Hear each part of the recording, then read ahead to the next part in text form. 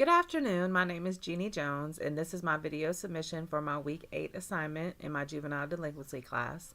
This assignment was to review the article Restorative Justice in Higher Education, the Interactive Classroom, which was written by Linda Keene and published in Corrections Today. I believe that the purpose and the main idea of this article was to bring attention to the importance of the rehabilitation and or educational programs that are offered to offenders in the prison system. The programs that were discussed in this article were used in the Missouri Department of Corrections, and they were proven to help reduce conduct violations, property damage, offender on offender results, but it also showed to prove that it taught compassion to the offenders, and it showed them how their crimes have affected their victims. This article discussed and explained the Restorative Justice Organization, which was done at the Southeast Missouri Correctional Center. It explained that the goals of the Restorative Justice Organization was to provide avenues for inmates to interact with victims and community members through restorative and reintegration activities. I believe that the main idea is very important because it's explaining the goals of the Restorative Justice Organization, and it gave specific examples of activities that the inmates participate in and how they're used in the rehabilitation process. This article doesn't really relate to juveniles, in my opinion, because it basically is focusing on the rehabilitation efforts for adults that are already in prison. It doesn't discuss any diversion programs that are available to juveniles that are in the system or at risk at being in the system, or anything to prevent them from becoming an adult in prison. So it just really focuses on the adults that are actually in prison right now, not juveniles that are at risk for their behavior and previous crimes that they may have committed to end up in prison. The strengths of this article are that the author did a great job of explaining the Restorative Justice Program and how it helps to rehabilitate offenders.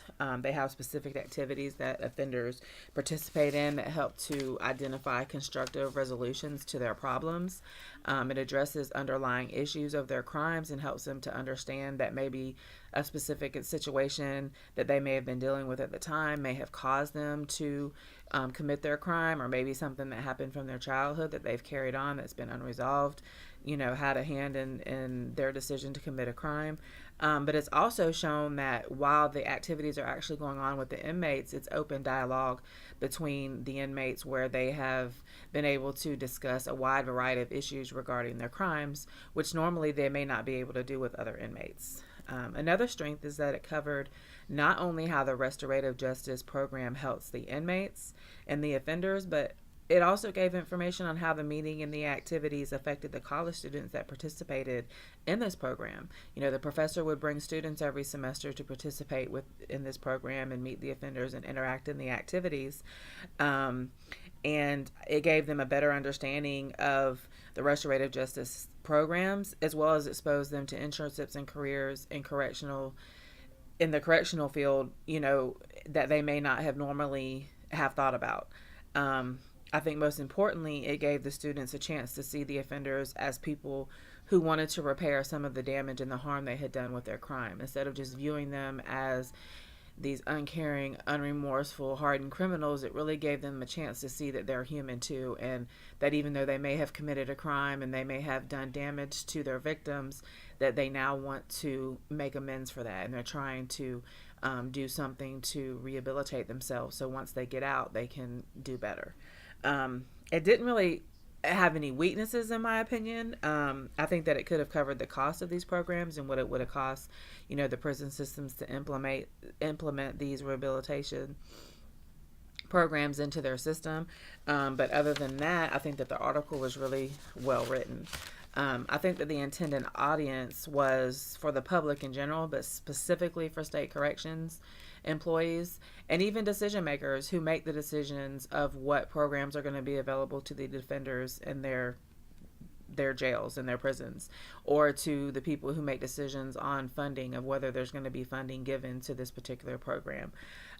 It could help them gain insight of how the restorative justice programs can help their state in rehabilitating their offenders to lower the recidivism rate and ensure that once these offenders are released, that they have a better chance at becoming a productive member of society. In my opinion, the article definitely lists the benefits of the restorative justice programs, but I wouldn't say that it really gave hard evidence of it. To me, evidence would be monitoring the program and the offenders once they're released, and document how many of them were, successfully integrated back into the society, and how many reoffended, and went back to prison. Further, it would be nice to know that if, for the ones that did reoffend, what was their original crime, and what new crime did they commit to be sent back to prison, and how long were they out of prison the first time before they recommitted and got sent back.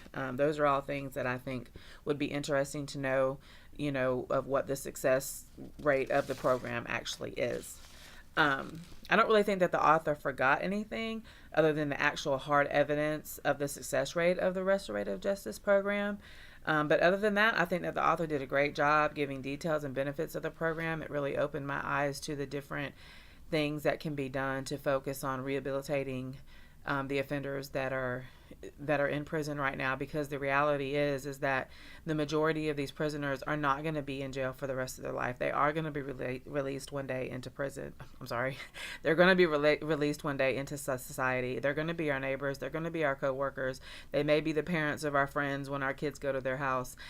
So investing these rehabilitation activities and programs into the prison system is an investment that I think is, just beyond important, because we want them to be able to get out in society and be productive and reintegrate and be able to, live as a citizen without having to break the law and commit crimes and possibly hurt other people. So I really enjoyed the article. It gave me a new outlook on rehabilitation programs in the prison system, and I hope that whoever read it, saw the benefits of it and is able to integrate more of these programs into our prison systems throughout the country. Thank you.